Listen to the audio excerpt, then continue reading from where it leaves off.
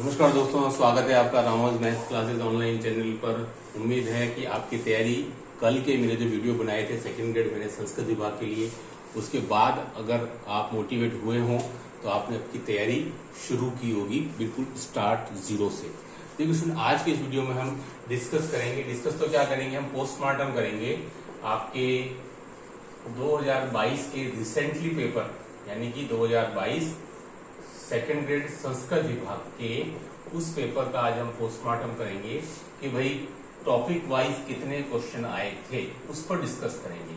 इससे आपको ये हेल्प मिलेगी कि भाई 11th क्वेश्चंस कितने थे, 9th क्वेश्चंस कितने थे, और एक टॉपिक से पर्टिकुलर हम हर एक टॉपिक पर डिस्कस करेंगे। वीडियो थोड़ा सा लेंदी होगा लेकिन आप लास्ट तक देखिएगा, बहुत ज्यादा यूजफुल होने वाला है सभी RPSC second grade maths Sanskrit विभाग एस्पिरेंट्स के लिए।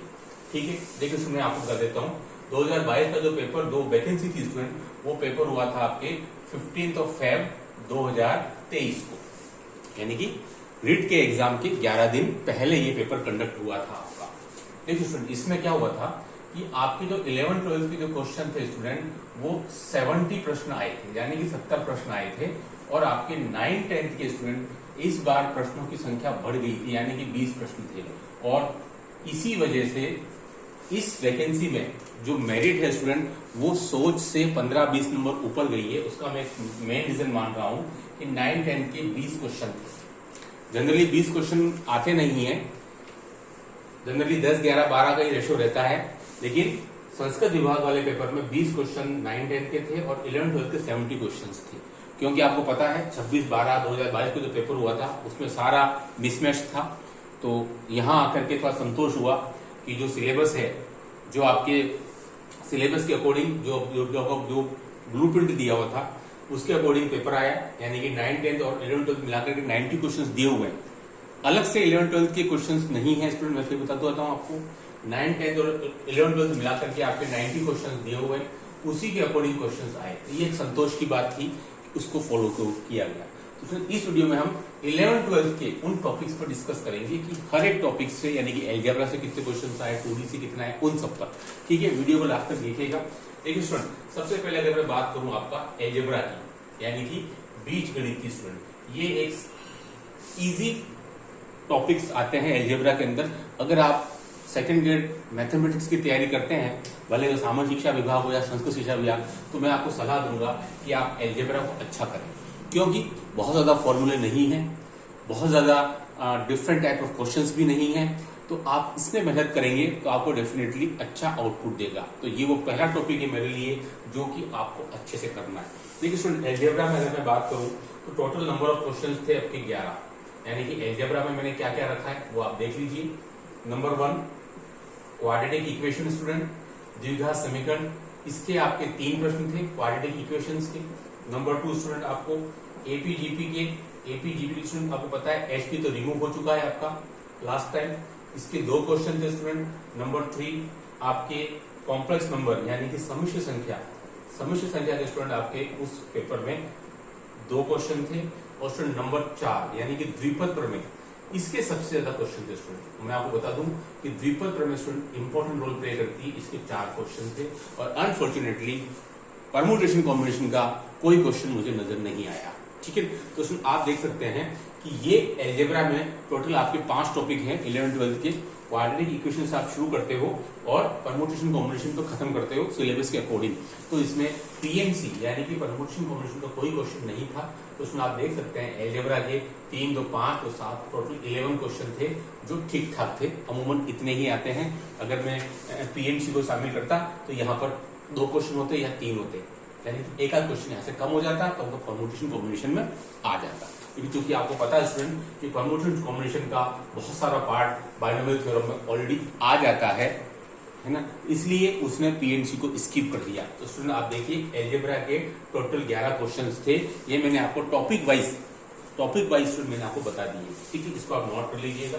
अब स्टूडेंट अब आते हैं आपका नंबर 2 कॉनिक सेक्शन यानी कि 2D पर। नंबर 2 अब हम बात कर रहे हैं स्टूडेंट कॉनिक सेक्शन यानी कि 2D पर। कॉनिक सेक्शन थोड़ा सा सुनते से स्टूडेंट को डर लगने लग जाता है कि सर इसमें तो बहुत ज्यादा फॉर्मूले हैं, लेंदी है। हाँ ओके, वो सही बात है स्टूडेंट कि फॉर्मूला बहुत सारे हैं, लेंदी भी हैं, लेकिन आप अगर थोड़ा सा ट्रिक से इसकी तैयारी करेंगे तो आपको कॉनिक सेक्शन मिलेगा। ट्रिक का मतलब है कि आप सबसे पहले कॉनिक सेक्शन में बेसिक अच्छा सा पढ़ लीजिए। बेसिक पढ़ने के बाद में आप सीधे आ जाइए इलिप्स के ऊपर। सुनिए, इलिप्स जो है वो आपका सबसे मेन इंपॉर्टेंट है। इलिप्स के फॉर्मूले में अगर आप b की जगह a पुट करेंगे तो सर्कल देगा, और अगर b स्क्वायर की जगह -b स्क्वायर रखेंगे स्टूडेंट तो वो आपको हाइपरबोला देगा।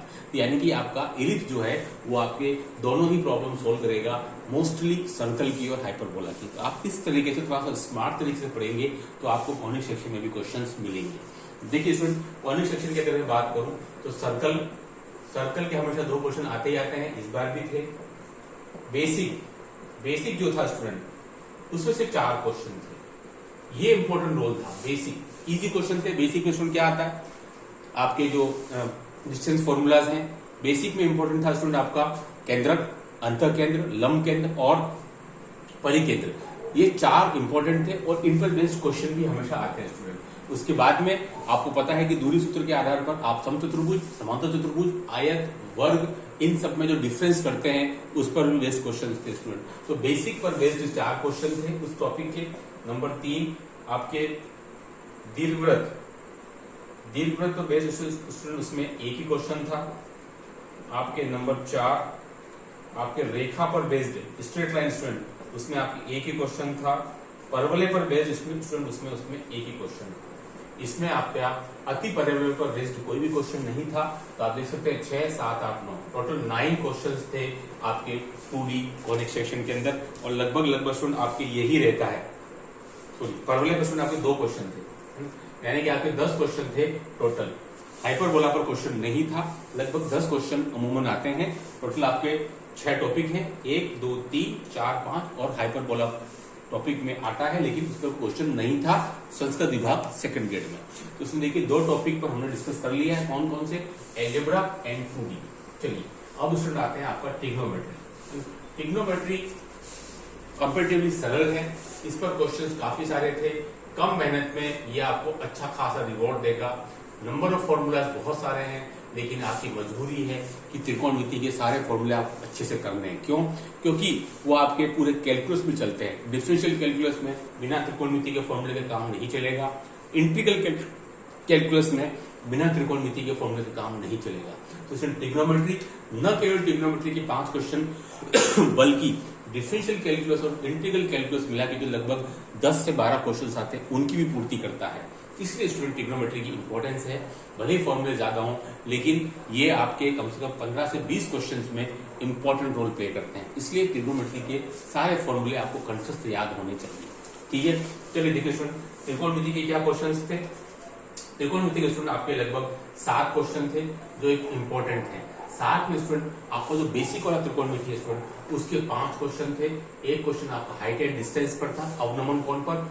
एक क्वेश्चन जो था वो आपके आईटीए का था, inverse ITF, inverse trigonometry function का। तो टोटल मिलाकर स्टूडेंट आपके 7 क्वेश्चन थे ट्रिग्नोमेट्री पर बेस्ड। नंबर 4 वेक्टर ने स्टूडेंट सबसे बड़ा रोल प्ले किया था। सबसे आसान टॉपिक है, मैं आपको सजेस्ट करूंगा इस वेक्टर को आप अच्छे से कर लें। 8 प्रश्न, और स्टूडेंट 8 में से कम आपके 6 प्रश्न ऐसे थे जो कि बहुत सरल थे। जनरली कई बार लेंदी से क्वेश्चन आ जाते हैं वेक्टर पर, लेकिन यहाँ एक भी क्वेश्चन लेंदी नहीं था। 8 में से 6 तो ऐसे थे जो कि आप केवल एनसीईआरटी की कोई बुक भी पढ़ के जाएं तो भी आपको मिल जाएंगे। तो मेरे ख्याल से वेक्टर ने भी एक इंपॉर्टेंट रोल प्ले किया मेरिट ज्यादा रखने में। तो आप देख सकते हैं स्टूडेंट वेक्टर के 8 प्रश्न थे, सरल प्रश्न थे। मैक्सिमम स्टूडेंट ने इसको अटेम्प्ट किया होगा वेक्टर के क्वेश्चन। नंबर 5 सांख्यिकी एंड प्रायिकता स्टूडेंट, इसको भी मैं आपको सजेस्ट करूंगा कि आप ये वाला टॉपिक भी स्टूडेंट आप अच्छे से कर लें, है ना। इसके भी क्वेश्चन काफी ज्यादा संख्या में आए थे। स्टैटिस्टिक्स एंड प्रोबेबिलिटी, स्टैटिस्टिक्स के स्टूडेंट 5 क्वेश्चन थे और प्रोबेबिलिटी के 3 थे, यानी कि दोनों मिलाकर के 8। तो आप स्टूडेंट देख सकते हैं त्रिकोणमिति 7, वेक्टर 8 और सांख्यिकी और प्रायिकता मिलाकर 8, यानी कि एक बहुत बड़ी संख्या थी जो कि आपकी सरल थी। Specially vector, statistics and probability की बात करूंगा स्टूडेंट तो ये ज्यादा इजियर थे रादर देन त्रिकोणमिति। हालांकि त्रिकोणमिति से भी 7 में से आप 3-4 तो अटेम्प्ट आराम से कम मेहनत में भी कर सकते हैं। 2 क्वेश्चन में बोल सकता हूँ थोड़े लेंदी थे, बाकी ये कॉन्फ़िगरेशन था स्टूडेंट आपका। अब देखिए स्टूडेंट नेक्स्ट हम लेते हैं यहाँ से आपका डिफरेंशियल कैलकुलस वाला, है है ना। डिफरेंशियल कैलकुलस वाला टॉपिक शुरू करते हैं अपन, क्योंकि वो थोड़ा सा लेंथी मामला है इसका। देखिए अवकलन, है ना, डिफरेंशियल कैलकुलस स्टूडेंट यानी कि अवकलन। अगर स्टूडेंट सबसे पहले बात करूं सीमा, तो उसका मात्र एक क्वेश्चन था। नंबर 2 सातत्य यानी कि कंटिन्यूटी स्टूडेंट, उसका भी एक क्वेश्चन था। अगर मैं बात करूं स्टूडेंट आपके वर्धमान व ह्रासमान फलन, उसका भी एक क्वेश्चन था। स्टूडेंट अगर मैं बात करूं आपकी स्पर्शरेखा अभिलंब, तो उसका भी स्टूडेंट एक क्वेश्चन था। सभी के एक क्वेश्चन थे। मैक्सिमा मिनिमा स्टूडेंट, उसका भी एक क्वेश्चन था। और नंबर 6 ये जो क्वेश्चन था स्टूडेंट, ये आपका लाग्रांज प्रमेय पर बेस्ड था, ठीक है, क्योंकि ये आपका लाग्रांज प्रमेय हो गया, रोल प्रमेय हो गया, मीन वैल्यू थ्योरम हो गया स्टूडेंट, इस पर बेस्ड। ये टॉपिक आपका एडवांस कैलकुलस बीएससी पार्ट में भी है, दोनों में सेम टॉपिक है। खास बात ये कि स्टूडेंट इसमें कोई भी आपके डीवाई बाई डीएक्स पर बेस्ड क्वेश्चन नहीं था।